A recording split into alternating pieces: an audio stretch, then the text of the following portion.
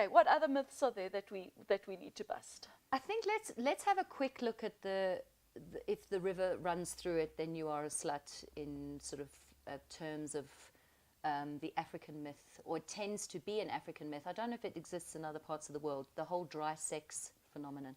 Oh, okay. That if you wet, you've been with another man, yeah, or you've been around, and you know too much, you know, you're too loose, etc. I must tell you, we see it often.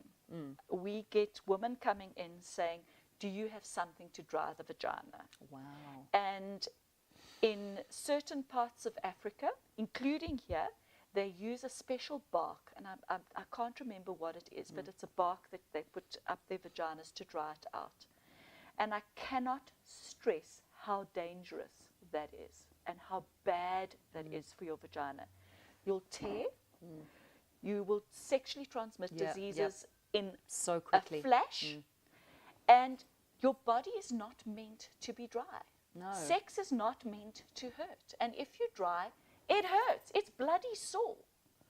So where do we go to with this? How do we spread a message to men that if a woman is wet, that's actually, it's a good thing. It's a sign that her body works. It's a sign that he's doing a really good job as well sometimes. It can all be related. I don't know.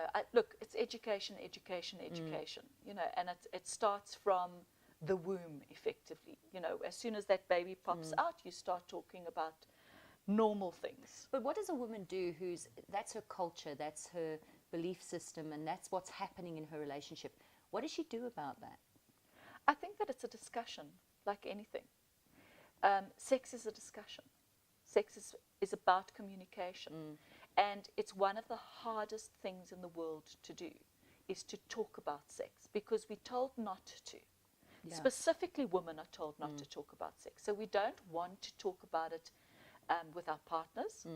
We very seldom talk about it with our friends. I mean, I think you and I, you and I are the exception to the rule. We're a little odd. No, I don't think we're odd. I think we're actually not. How many times have we sat with a group of women and it turns to sex, and those women are so grateful to talk about this stuff? So, you know, so I think it's a conversation, and I think it's learning first and foremost about your own body.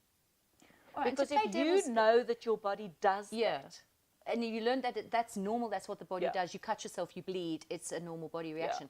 But what do you do with a woman who actually doesn't want to get around it? Is there a safe option to offer her that doesn't involve perhaps putting chemicals that are really bad for her inside herself, etc., etc.? Use a towel, for God's sake. You know, just give yourself a wipe.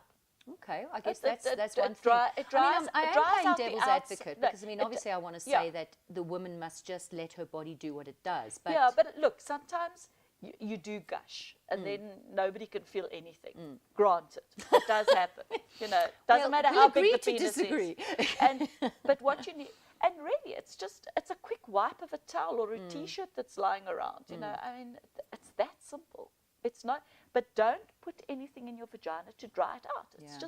It's just silly. It's going to harm you. It's going to harm you, and it's going to make it so unpleasurable. And isn't that what we're here for, is to teach people how to have the best pleasure on the planet? Especially women.